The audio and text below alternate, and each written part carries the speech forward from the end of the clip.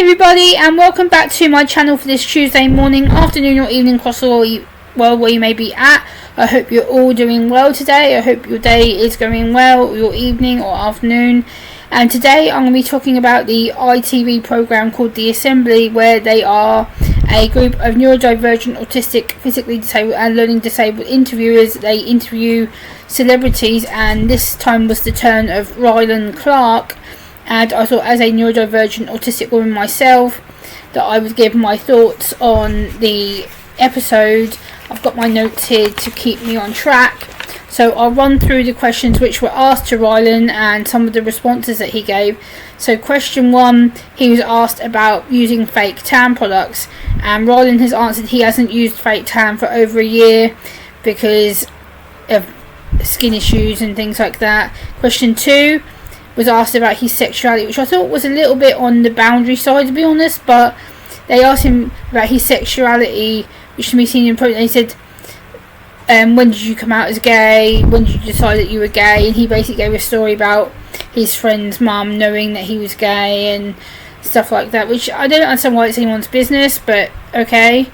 And then they asked him, is honesty always the best policy when it comes to being honest about things he's done in his past, coming out, being gay, etc. And he also says yes, honesty is the best policy because it's good to be open, direct and honest with things that you've done, things that you messed up on, things that you may not be proud of. And I really like that from him. He actually seems to be really genuine, really empathetic, and realise some of the things that he's done haven't been the best decision choices for him. And then the question next that they asked him was, does he miss being married to his ex-husband? And why did he cheat on him? Which again I thought was a bit of a boundary personal question to be asking him. I think that really shouldn't have made a question. I don't really think it's anything to do with other people. And to be honest, he wasn't really good about it. He was like, look, I wasn't proud of what I'd done, I shouldn't have done it, but I don't really miss him because I'm with someone else now and I'm happy. And that's kind of left at that. And then question 5 was he was asked about his relationship with his older brother. And he basically said that his older brother has become like a dad figure in his life because of his mum being unwell. His mum suffers with Crohn's, from what he was saying in the episode. Question 6 was, what things do you have in your bedside table? Again, I found this a bit weird of a question to be asking someone, but he basically said he has essential oils and his bedtime routine to get him ready to snuggle down to sleep. And then question 7, he got asked about how often he saw his dad and does he still see him, and unfortunately that was quite a sad answer because he basically said that his dad was never really a father figure and that he basically, sadly, his dad died a few years ago. So that was pretty much blunt question. Then he was asked, how do you cope about one of your celebrity friends being cancelled? Which, yes, I guess he had to answer because he is famous and he has famous friends who have been cancelled or potentially cancelled. And he basically, it's really difficult to say things because obviously he's still in the mega famous press, he's still a famous person, he's still doing work in the public eye, so he said it's really difficult to know what to say and how to say it, which I thought was quite a good balanced response to the question. And that people are too quick to cancel people and to judge people, which again I thought was a really good way of explaining it. Then he was asked about what was your coming out story like and why did you decide to let people know that you were gay. And he basically said he couldn't keep living his life anymore and that he wanted to be honest with people, be honest with his mum, be honest with his neighbours, and basically say, well, I'm gay kind of thing. And I think he said his mum really knew or suspected that he was gay anyway.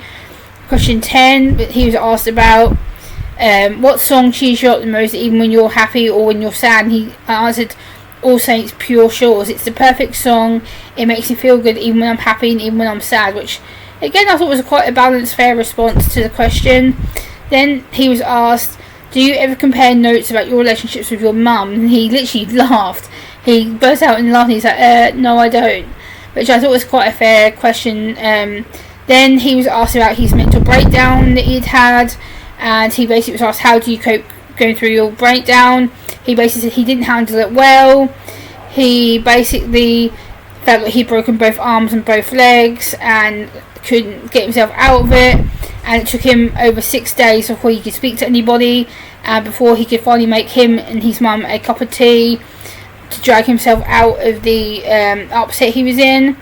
Then he was asked about how would you ask someone to marry you and to say I do, and he basically said to have a get together, a private party with family and friends before then suggesting about tying the knot, which I thought was quite a good question in fairness. And then the next one, the final 2 questions, was why is fame important to you and why do you like it? And he answered, it's not as everyone seems, but I've earned a lot of money over the time and a lot of friends, but being able to give my mum a house was the dream that I wanted to do. So he's been able to achieve that, so that's great for Rylan to give his mum something he's actually promised her. And then they did a performance of All Saints Pure Shores for him, which Rylan got actually quite tearful and actually said he really enjoyed and was actually singing along with the people. So I think this program is really essential because it shows the different collective of people who are autistic, neurodivergent, physically disabled, learning disabled, and they actually are interacting with him. And the celebrities they have on every single episode is a different celebrity. So they've had like Lenny Henry, they've had Michael Sheen, they've had David Tennant and some others that I've done videos on already. And I think it's really good to see the diversity, the questions they're asking, the thought that's going into them, the action that's going into them. And I think it's really good to see the celebrities actually being genuinely interested, genuinely wanting to interact with them and actually trying to show them interest and respect and to communicate in a sensible way. And I think that because all these questions are, there's no question off topic, no answers off bounds, there's no topic off bounds, and basically I think it's a good way to challenge them physically, mentally, to get them thinking, to get them interacting. And I think it's something that we need to do more of as a society, more that we need to do as people.